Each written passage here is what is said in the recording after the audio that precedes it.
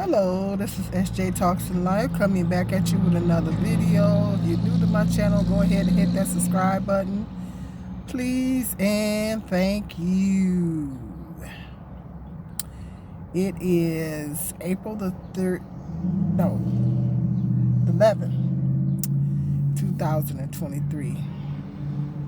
Beautiful day up here in Michigan. Beautiful day. Beautiful sunny day. Now this is the kind of weather I like. I like this kind of weather. I love it. Nice and warm. Sun gives me energy. I don't know about you guys, but the sun just gives me energy. When the sun comes out, it just, I was feeling some type of way this morning and last night. But then when I got out in the sun, I was feeling some type of way. And then when I got out in the sun, it just brightened me up. It just perked me up, And that's what the sun does to me. It just gives me energy. It's just, I think I have that seasonal thing. I mean, because in the wintertime, it's really hard for me to get motivated. It's really hard for me to, I'm more depressed in the winter, and it just, probably because it's so many cloudy days in the winter. The sun is not hardly shining, and there's no leaves on the trees, and it's snow, and it's, and so this spring and summer is my favorite seasons of the year, and it just, the warm temperatures, I don't like it too warm. But the sun, I can't wait for the leaves to come in. There's something about them leaves coming in on the trees. It just, this does something to me. It just makes me feel good. Seeing did you know that we get oxygen from the trees? We get our oxygen from the trees. And I'm saying that right. We get our oxygen. I can't say that word. There's certain words I just can't say. We get our oxygen from the sun. From the trees. Did you know that? Trees are very important. That's why they shouldn't cut down too many of them, because we get our oxygen from them. And the leaves coming in on the trees in Michigan, it's kind of pretty up here in Michigan. It's pretty up here in Michigan because we have all the beauty. We have a lot of beautiful trees. Well, we don't have palm trees. I love palm trees. We don't have palm trees, but we do have some beautiful trees up here. And some of them have natural flowers that come out on them, and the leaves, those daffodils. And I used to love to pick those when I was a kid, those little daffodils, the yellow, they're called daffodils, those yellow flowers. I used to love picking those when I was a kid. And the little purple flowers, what do they call those? But they're perennials. They grow every year on certain trees, and it smells so pretty when you smell them. They smell so pretty. So I just love all that. I don't like the bugs. I hate the bugs, the ants and the bees, and that's just par for the course. It just comes with the territory. But with the warm temperatures, and it just motivates me, and the sun, and just, it's just something about that sun. It just, and we need that sun because we need that vitamin D. Black people have to get an extra. I take a supplement because of the melanin we have in our skin. We have a difficult time absorbing the vitamin D from the sun, so we might need a little extra. But the sun does provide vitamin D, which is really good for us. So that's few little facts in there for you. But anyway, I'm hoping you guys having a blessed day. I don't know if you heard on the news about a 6-year-old boy shot his school teacher. I can't remember what state that was in. I was just looking at it on the news. A 6-year-old boy shot his school teacher. Now, the first thought that comes to mind is, where in the world did a 6-year-old boy get a firearm? Where did a 6-year-old boy get a firearm at? And the only thing that you can think about is the parents. I mean, did the parent have the gun somewhere where the child could get it?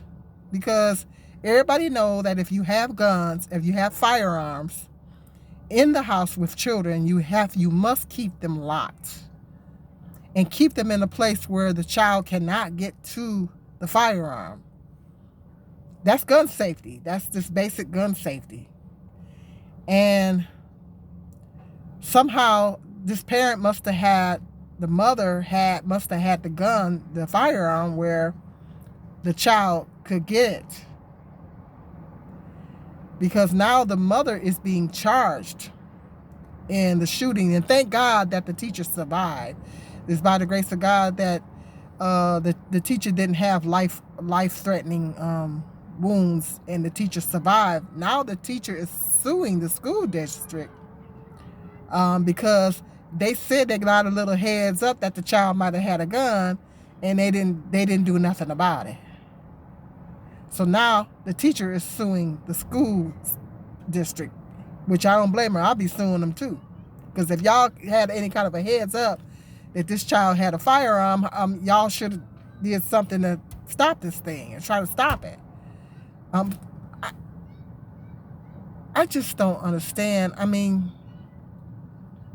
what goes on in the mind of a 6-year-old baby? To me, that's just a baby. I have a 6-year-old grandson, and to me, that's a baby. What goes on in the mind of a 6-year-old child that would make them want to shoot the teacher? I just don't understand it. It's just so many. I have so many unanswered questions in my mind about this case. But the child was African American. The mother was African American, and it says she's supposed to turn herself in at the end of this week. She's going to be charged, and this was her only child. It's really sad. It's really sad because she's going to be charged in this situation, because this charge is they're going to charge her with negligence. And when you think about it, it is negligence because, okay, how did this child get a hold of a firearm? How did a 6-year-old baby get a hold of a firearm? You must have had it somewhere around the house where the child could get access to this firearm. And I've talked about in other videos, and I wanted to make another point. And I've talked about in other videos. I actually did a whole nother video. Don't ask me where it is. I don't know. I can't remember when I did it. I talked about violence, exposing children to violence, violent video games, violent TV shows and things like that. And I explained why, because parents have to really, really, really be careful and really monitor children when they're playing video games. You can't just go buy them any kind of video game. There's an age restriction on those video games for a reason. And they are letting you know that people under the age of 18 should not be playing these video games. They have an age restriction on these video games. Excuse me. They're informing you that you should not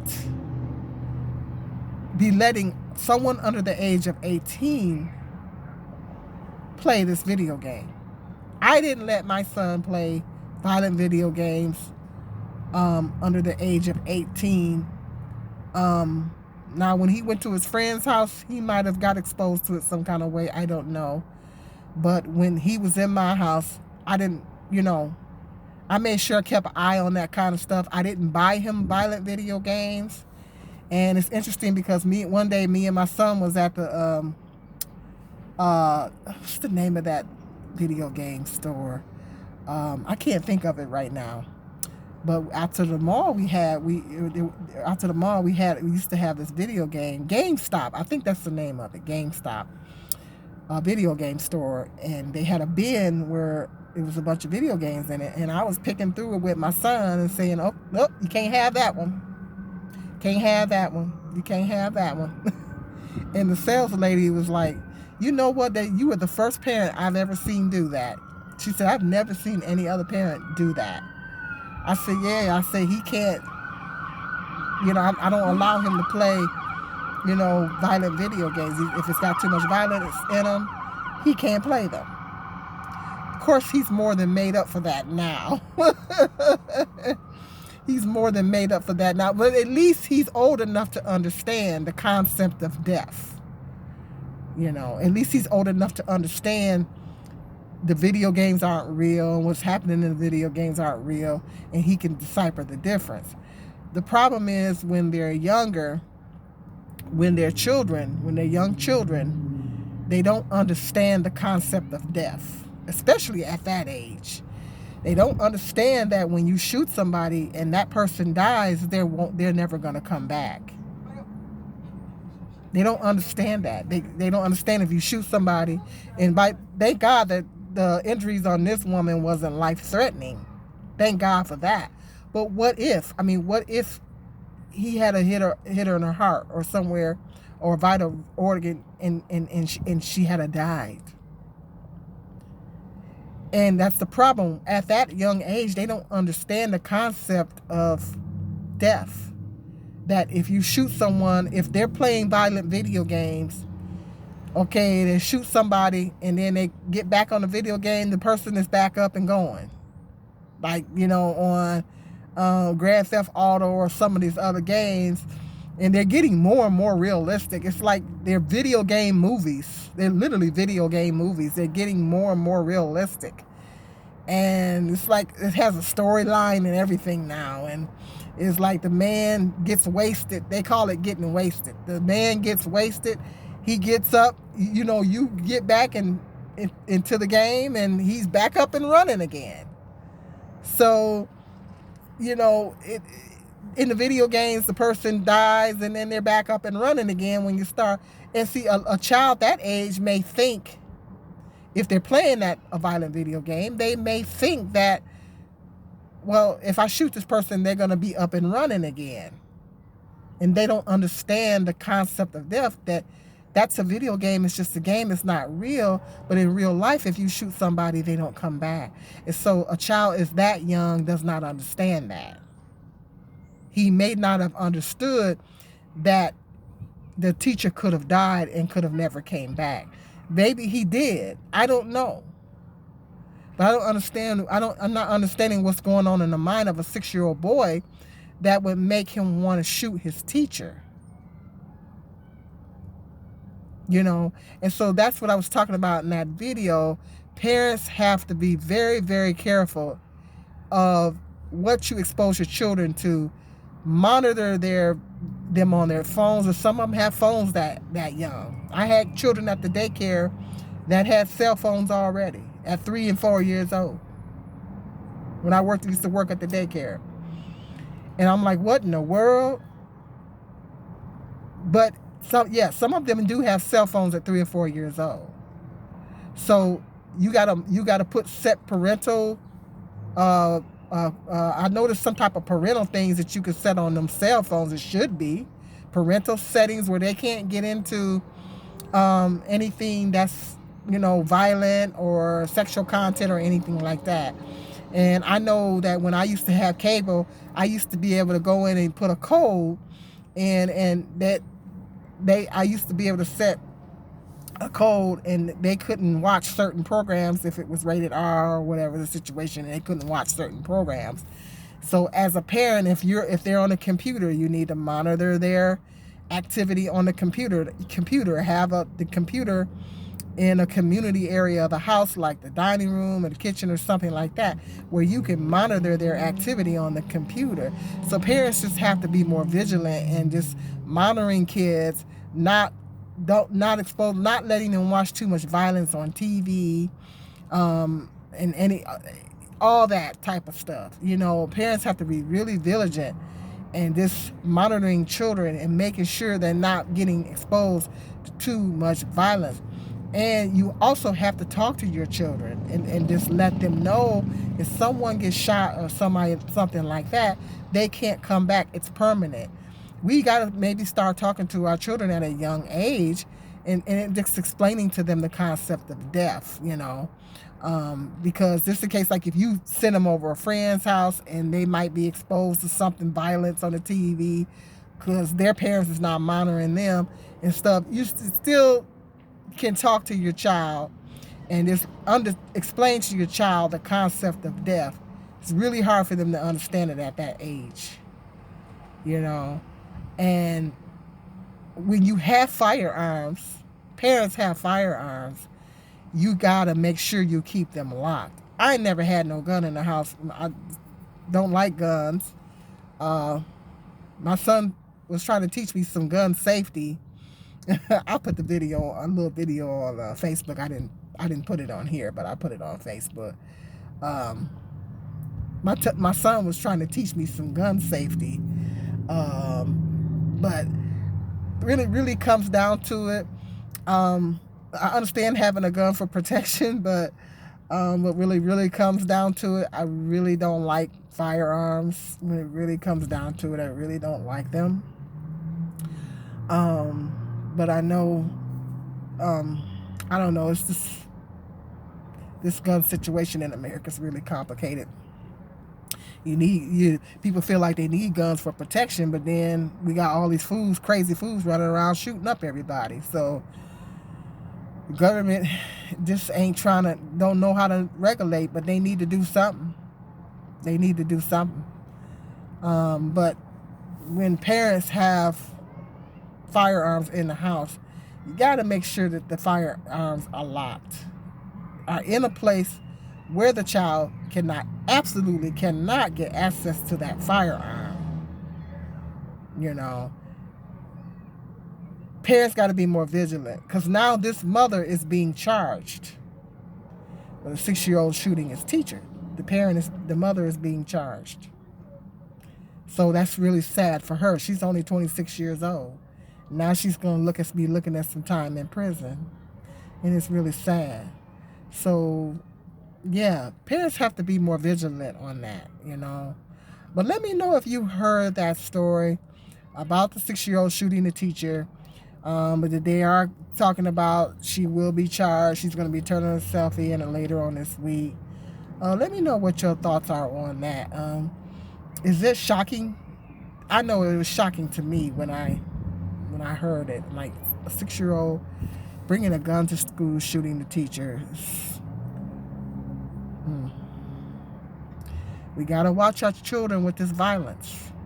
You know, we gotta really keep a close eye. Can't be so busy out here trying to make money and all this stuff. You're not paying attention to what's going on with your kids. Plain and simple. If she only had one child, it's not like she had a house full of them. This lady only had one child. This was her only child. So, you know, it's very easy to monitor one child because it's one child, or even two. You know, when you only got one or two, that's all you got. You know, so really, at the end of the day, it's really no excuse. She should have been paying closer attention, and she had firearms in the home, that child should have not had access to those firearms under any circumstances. So it's really unfortunate for her that a mistake that she made is now going to cost her some time in prison. You know, but it does fall back on the parent. It falls back on the parent, you know. Unfortunately, it falls back on the parent. But let me know, you heard about the story. It's all over the news, all over CNN and all that, social media. Let me know in the comment section what your thoughts are on it and everything like that. Do you think that parents need to do a better job of securing firearms, monitoring the children's video games and TV and all that kind of stuff regarding violence? Let me know what you think. Let me know what your thoughts are. Okay, until the next video, you guys have a blessed day, and peace and love.